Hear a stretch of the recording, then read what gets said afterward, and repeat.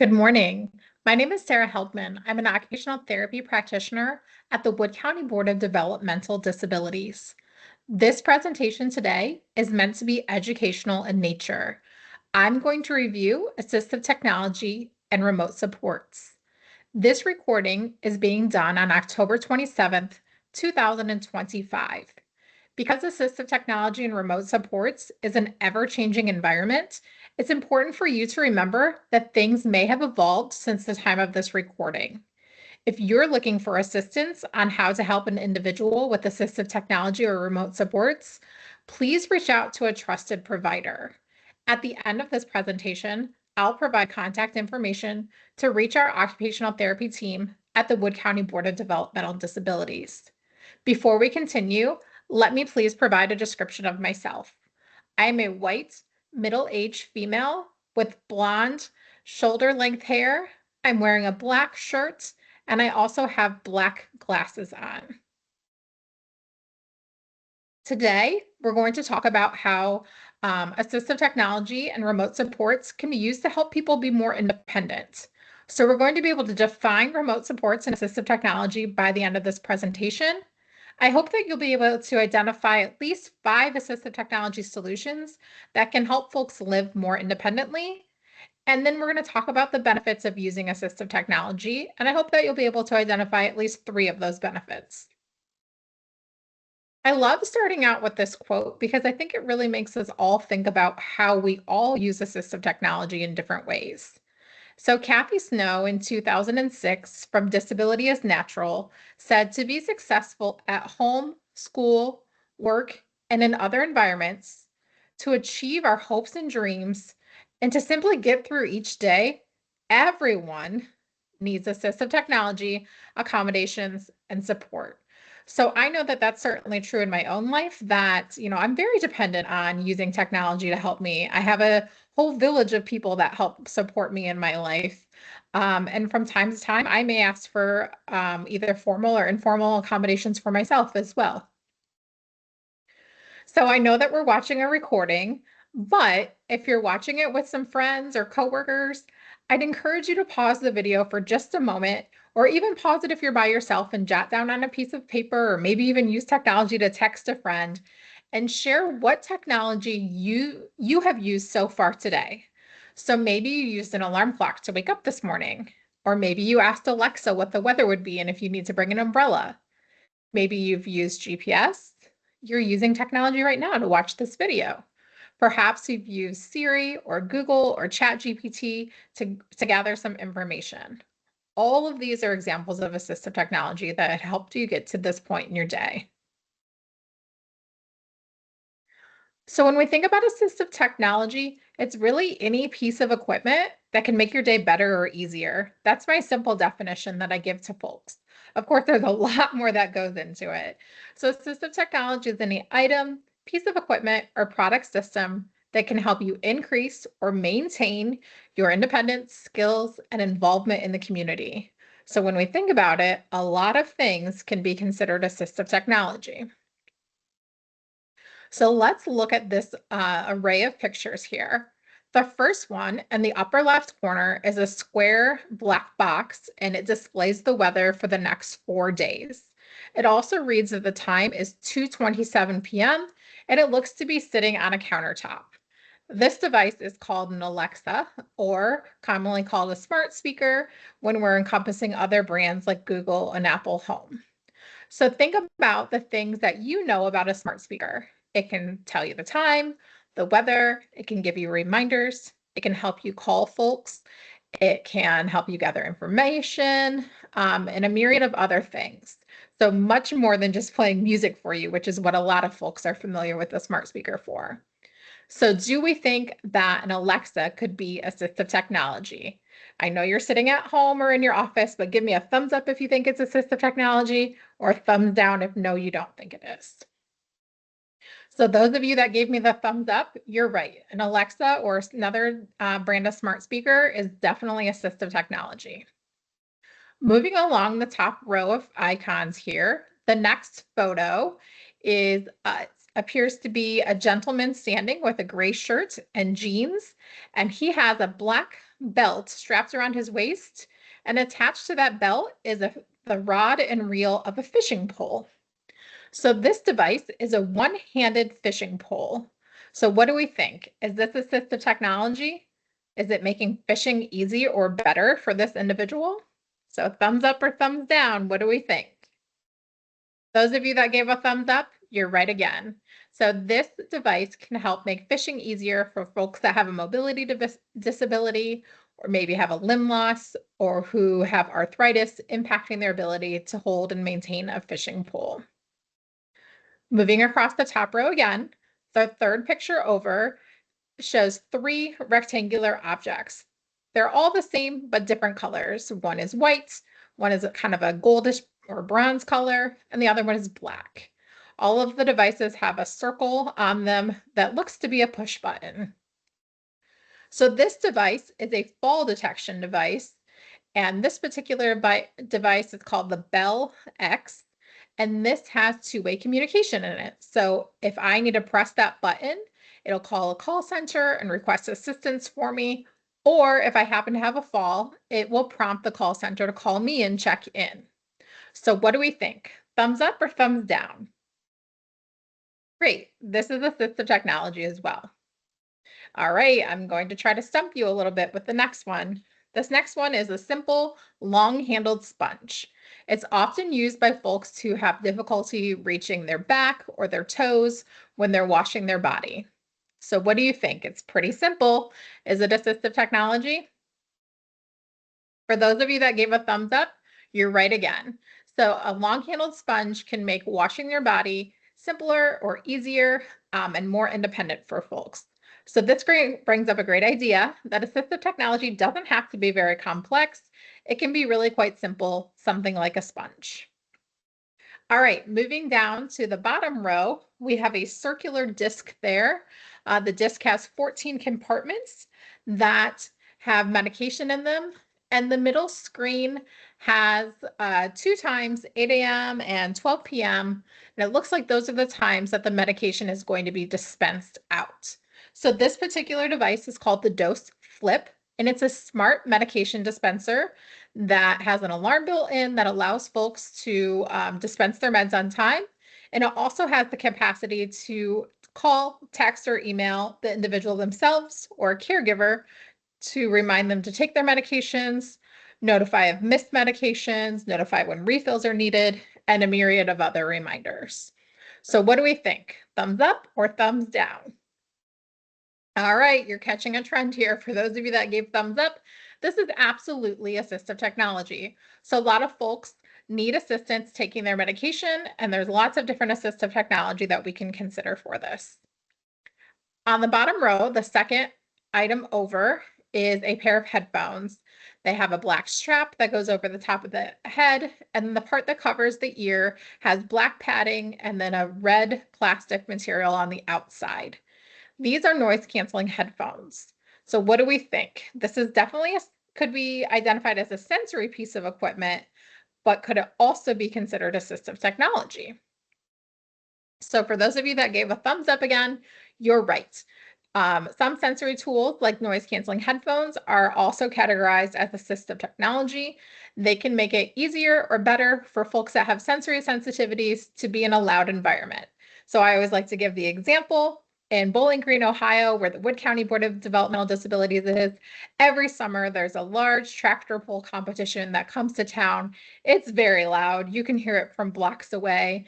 And if you attend that event, you definitely are going to want some ear protection. All right, the third item over on the bottom row says session schedule across the top. That has 2 vertical rows of pictures that are Velcroed on. There's arrows to shift the pictures from the planned column to the completed column. So this is a visual schedule. The little pictures can be moved over once the task is completed. Many of us struggle with getting tasks done or being motivated to see things through to completion. So what do you think? Is a visual schedule assistive technology? Thumbs up again, right? A visual schedule can come in many different shapes and sizes and formats, but it is absolutely assistive technology. All right, this last one on the screen, bottom right, fourth picture, or yeah, the bottom right, so fourth picture over in the second row is a yellow highlighter. It's my favorite example to give for assistive technology. It's very simple. You can buy them at the dollar store. We oftentimes get them as freebies at conferences and things. What do we think? Could a yellow Sharpie highlighter be considered assistive technology? Thumbs up or thumbs down? I'm trying to trick you here. For those of you that gave this one a thumbs up, you're absolutely right. So yellow highlighter can be used to help us organize information or to bring to our attention important details in a passage or writing. We can use yellow highlighters either electronically on our computers, a digital highlighter, or we can use the old school in your hand highlighter to bring attention to information. So it's absolutely assistive technology. The Ohio Department of Developmental Disabilities has definitions for assistive technology as well. So as of today, October 27th, 2025, these are the definitions for assistive technology. And remember that things are always changing, so the wording may change by the time that you watch this video. Assistive technology is defined as an interactive electronic device, product system, or engineered solution that helps a person to meet their goals of independence, improving functional capabilities, vocational skills, or community involvement. Assistive technology can be purchased off the shelf, modified, or customized to meet the unique needs of each person. So that's a really fancy definition that we find. And again, I like to simplify it when I'm talking to families and individuals served by county boards that assistive technology is really any tool that makes their life a little bit better or easier.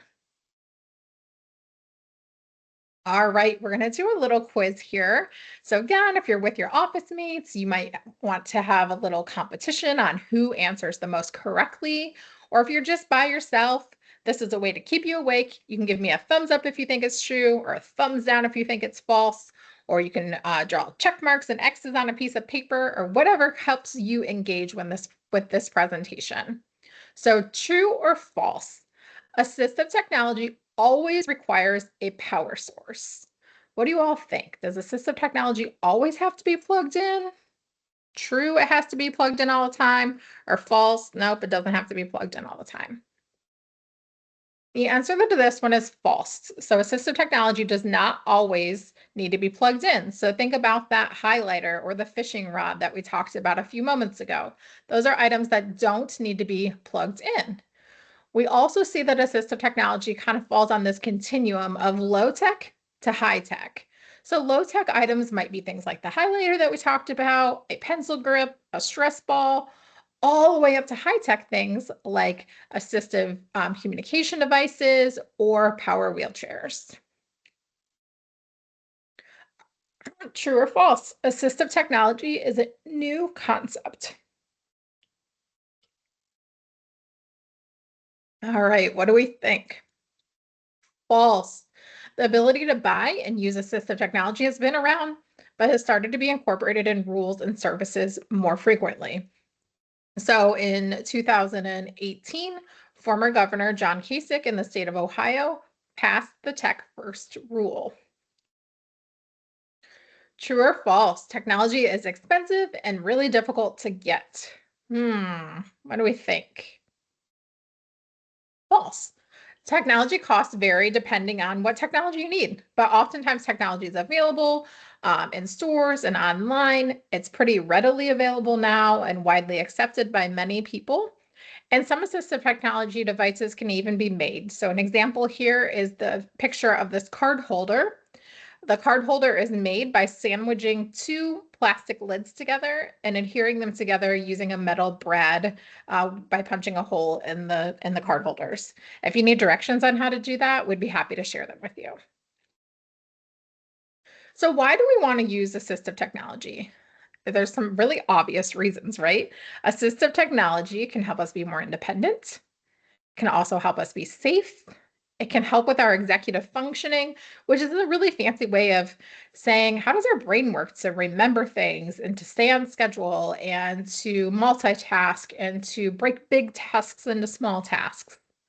Assistive technology can help us with learning, engaging, and being in social interactions. There's home automation. There's decreased dependence on others, helping us be more independent, and so many more reasons. So pause for just a moment and think about why you use assistive technology. We've already agreed that everyone uses it, but why do you use assistive technology?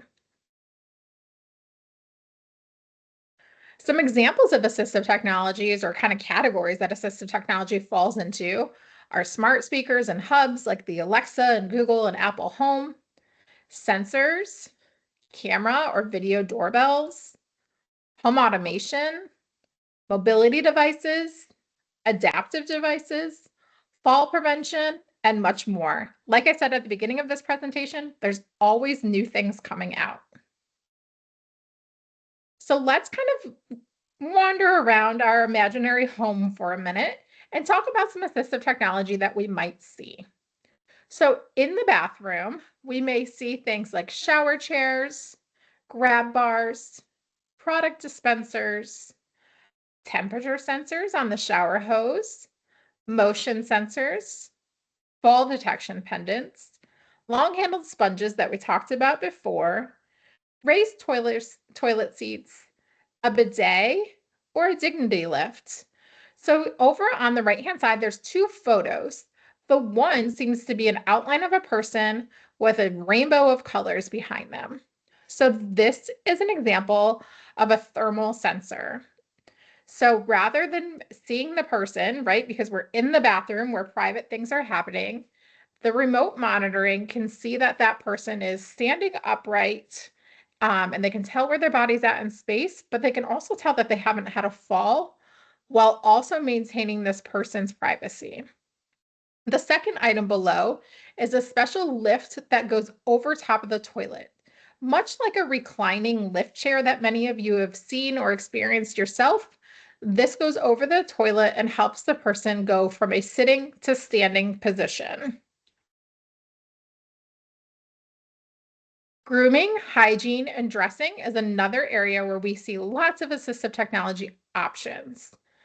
You can use a universal cuff, a hairdryer holder, adaptive brushes, adaptive toothpaste and toothpaste dispensers, adaptive nail clippers, elastic shoelaces, button hook or a zipper pull, and adaptive clothing. So some of the photos that are here on the top left, we see both a toothbrush and a hairbrush with a universal cuff attached to them. This allows folks that have a hard time holding those devices to simply slip their hand into the cuff and be able to hold the toothbrush or the hairbrush with an open hand. This toothbrush is also battery powered, which helps the person brush more independently. The next item over is a set of nail clippers that have a wide base on the bottom so that the person can cut their nails using only one hand. Additionally, the lever has a built-up plastic piece to make it easier to push down. And the bottom photo here is a line of Tommy Hilfiger clothing that has been adapted. So Tommy Hilfiger has a son that has a disability, and he's made a line of clothing that have adaptive fasteners, things like magnetic closures instead of buttons, easy on and off, and sensory sensitive clothing. Shopping and cooking is a wonderful category to explore for assistive technology. Many folks want to be able to cook a meal more independently. So using a device like a smart speaker, grocery pickup or delivery, label readers, C-pens and scan markers, a refrigerator camera, adaptive knives and cutting boards, adaptive utensils and dishes, pouring aids, liquid level indicator, oven guards and an eye guard, induction cooktop, and a Gano steady spoon are all examples of assistive technology that could be utilized in the kitchen. The photo here shows an adaptive cutting board. You may notice under the pepper and to the left of the cucumber, there are 3 or 4 maybe 9. It's hard to tell in the photo. Prongs sticking out of the cutting board. The way that works is you stick your piece of fruit, vegetable, or whatever you're cutting into those prongs, and then it's stabilized, and you can do your cutting with just one hand. The same is true for the guide that's on the right hand of the cutting board. The black kind of grip holds the food in place, and then you're able to cut it one-handed. Health management is another important category to consider when we're talking about assistive technology. Oftentimes, doing medication management with assistive technology is, in our experience, a person's first introduction to using assistive technology. So using things like medication boxes and dispensers, continuous glucose monitoring, smart scales, thermometers, and blood pressure cuffs, seizure monitoring, and smart watches is often a first introduction to using assistive technology. How many of you have some sort of smartwatch on your wrist right now that you use for tracking your steps? You're using assistive technology for your health management as well. Home automation is another popular category as an introduction to assistive technology. Many of us have smart speakers in our homes, such as Google, Alexa, or the Apple Home product, or we're used to those systems on our personal cell phones. Home automation can also be used for lighting, electrical plugs, thermostats, curtains and blinds, door locks, vacuums and mops, smart appliances, and automatic door openers, including garage doors. Safety and emergency is certainly another area to consider for assistive technology. We often consider using devices like smoke detectors and carbon monoxide detectors, strobe lights, bed shakers, emergency response pendants, motion, pressure, or contact sensors, cameras and video doorbells, GPS tracking devices, door and window sensors, smart locks, or identification bracelets if the person is in the community and needs to request assistance. Communication is another area. We can use programs such as Boardmaker, Symbol Sticks, or Lesson Picks to make all those lovely icons that we need for our visual schedules. AAC devices or apps for a tablet can help a person be more independent if they are nonverbal or have a hard time using their words in unfamiliar environments. There's a label maker that spits out Braille rather than printed words. There's screen readers built into most of our phones, tablets, and computers. This can read things aloud to us, and I know for myself, I utilized this often when I was taking graduate level coursework. C-pen readers and scan markers is what my friend Martha is using here in the photo. She's scanning this pen over top of printed text in a magazine, and it reads it aloud to her. There's also a pen called the LiveScribe that can help with note-taking. Smile Mouse is an alternative mouse for a computer where instead of having to manipulate a mouse with my hand, I get to use my own facial gestures such as smiling, winking, or even scrunching my nose to click and navigate the mouse. There's also smart watches and speakers. There's different tablets to help with communication, and there's tons of built-in accessibility features on our phones, tablets, and computers. Rest and sleep is another area to consider assistive technology for. You can use smart speakers to play gentle music, set timers and alarms, a weighted blanket to help with sleep preparation, or compression sheets to do the same, sleep training clocks that kind of help us orient to night and day, different positioning devices such as hospital bed and alternating air mattresses, and essential oils are all things that could help us with rest and sleep. Let's not forget to have fun. So we can consider adaptive bicycles, sporting equipment, switch adapted games, adaptive craft items, adaptive writing tools, and audiobook apps to help us have fun. Pictured here is a Nintendo Flex controller. If you have played a Nintendo recently, You may notice that the buttons are very small and hard to navigate. So this allows you to plug switches into the Nintendo Switch. So here you can use a Joy-Con controller or these large yellow and green buttons to navigate the switches on the controller. So as you can see, those topics that we covered are each capable of being their own presentation, and you're in luck. That's exactly what we'll be doing here. This presentation is just a quick overview, and we'll be diving into each of those areas more in different presentations. Another product system and system that we can use is called remote support. So this is when technology is used to connect individuals with support staff. So if you don't remember anything else, remember that remote supports is a type of staffing. Oftentimes it gets confused as being assistive technology, but remote supports is really a form of staffing. So it's the provision of supports by staff of an agency provider at a remote location who are engaged with the individual through equipment with the capability for live two-way communication. And equipment used to meet this requirement shall include one or more of the following components. So they might have a motion sensing system. So that would let us know that the person is in the home or in the room and moving around, but we might not necessarily be able to see them. Same with radio frequency identification. There's actually radio frequency identification that can help detect falls, and it's built right into the ceiling of a home or the wall of the home. There may be live video or audio feed where the remote monitoring can see and or hear the person. There may also be web-based monitoring system or another device that facilitates a live two-way communication. Most oftentimes, remote supports involves the implementation of some sort of tablet in the individual's home where they have a two-way call, video call with the remote support provider at either designated times or times that the individual calls and requests assistance. There's many benefits to individuals using remote supports. Of course, it's increasing their independence.